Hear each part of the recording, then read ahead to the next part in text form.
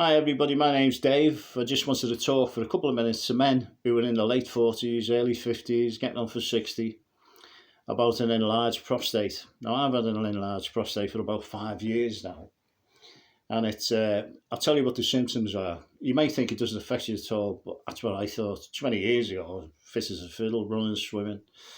You've got the symptoms where you've got to get up a couple of times at night. You go to the toilet, you're standing there waiting for something to happen. When it does happen, the stream is inconsistent. Sometimes it's okay, sometimes you're rubbing your belly. When you leave the toilet, you feel like you haven't emptied your bladder. You go out and you're coming in, you've been in the shops, can't get the key in the door quick enough, you've got to go for the pee. You know, like years ago, you were probably peeing like a horse, but today, you know, certain men, 50% of men over 60 have prostate problems, and it's a lot of it is down to diet, because these estrogen develops in your body from eating the wrong sort of foods. And I've got a list of the foods here. The main one is sugar. Sugar affects everything from your insulin levels, your kidneys. It affects all sorts of things in your body, and yet everybody loves sweet stuff.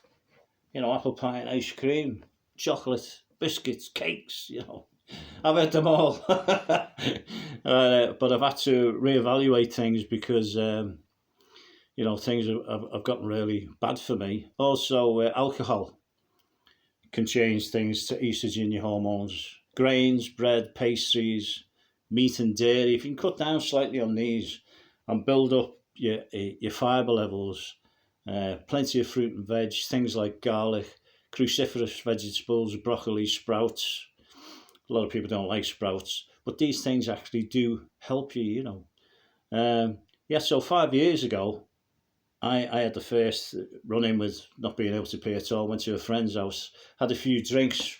For about 4 or 5 hours, we chatted away. And I was running up to the toilet every 5 minutes. Nothing coming out. I'm trying to say, what's going on, you know. So in the end, that night he ended up in A&E, in hospital. And they brought out this massive catheter, and he had to get the urine out that way. And I filled the bloody bag up over a litre, and he said, because it's over a litre, you're going to have to stay in overnight, which he did. And they wanted me to stay in for a couple of days. But in the end, I came out with this bloody bag on my leg, and he said, well, you know, we needed to be on for a week or two. And I thought, well, at least I'm out the hospital, you know. And my God, trying to walk around with this bag on. And you're lying in bed of a night, and it's on one side. You can't even turn over because it pulls on you, you see. And you wake up in the morning, the bloody bag's full. It's like magic. Yeah, so I went through that, and I found out through a lot of information off this Dr. Berg, B-E-R-G. He must make 3 or 4 videos a day. He's absolutely fantastic, and he gives you little pushes in the right direction to try and help with your situation. And one of the reasons why you get up at night is because you're eating too many carbs during the day. And he goes into things like intermittent fasting and insulin levels. The sugar affects your insulin levels. Every time you have something to eat, your insulin levels spike. And if your insulin levels spike, that means you can't lose fat. So I'm actually on an intermittent diet where I don't eat before 12 o'clock in the afternoon. Well, noon. And then I eat till 8 o'clock, and then I don't eat after 8 o'clock. So a 16-hour eating window, which is pretty large. And I think that's helped. At the moment, I'm on these little tiny blue tablets. Look at that. You wouldn't think that does anything to you, would you? But it actually stops the testosterone changing to ditestosterone. And there's other ones. They're finasteride. I think they're called Propecia in America. And you've got the little oblong tantalin, like an orange capsule. In America, I think they're called Flomax. So I've been on these.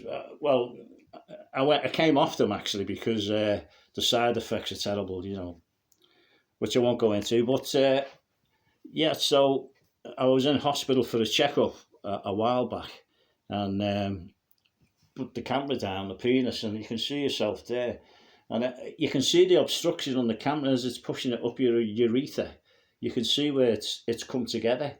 And he's saying, wiggle your toes, because you know he's trying to get it through the blockage.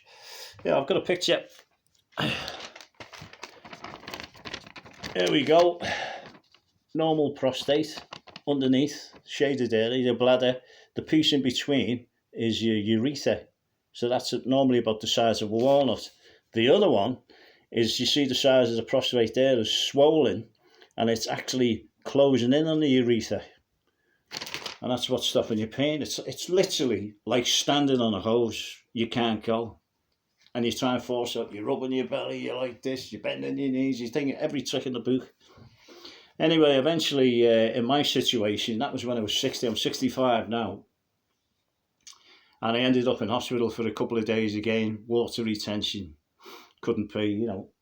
And, oh yeah, by the way, the Tamsuline tablets, the finasteride is supposed to shrink the prostate over about 8 months. The Tamsuline tablets relax the walls of the bladder and the walls of the urethra, allowing you to pee. Now, at one stage, I was on both for a couple of months, but I've come off the Tamsuline at the moment because the side effects are just crazy.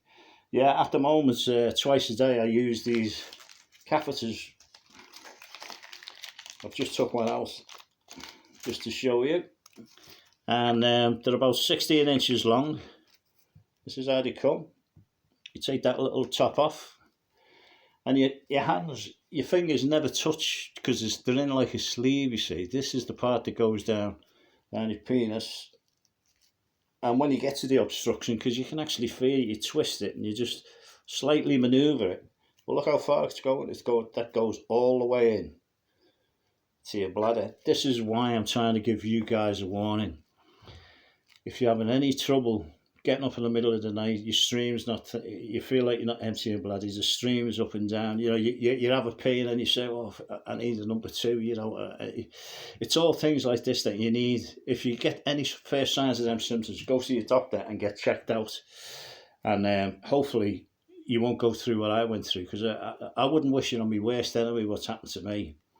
And I'm not out of it yet. I say I try to lead a normal life, go swimming a couple of times a week.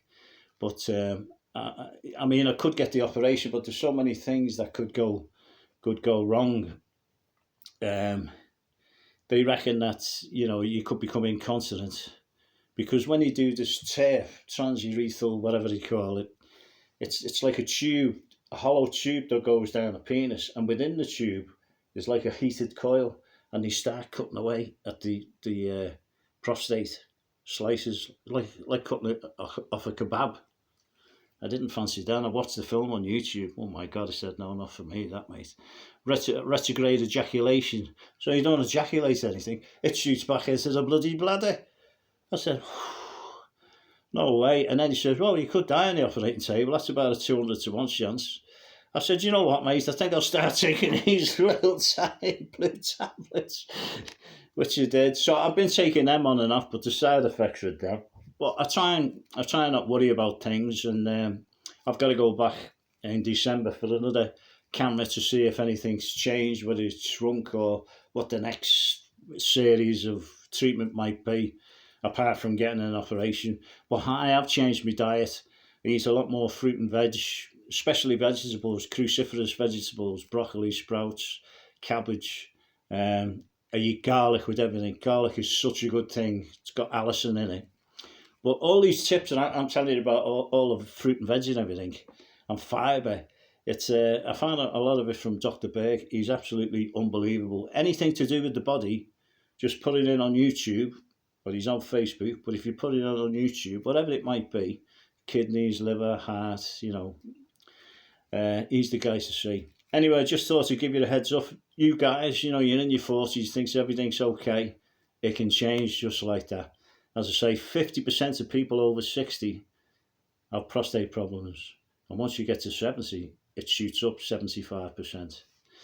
Okay, so blimey, it took 9.5 minutes to get it out, but that's quicker than sometimes when I've tried to get yawning out. Anyway, listen, take it easy, guys. And I hope if it just affects one person in the right way to do something, put the seed in your mind to look after your body and yourself, that'll be a win. Thanks very much. This is Dave signing off. Bye.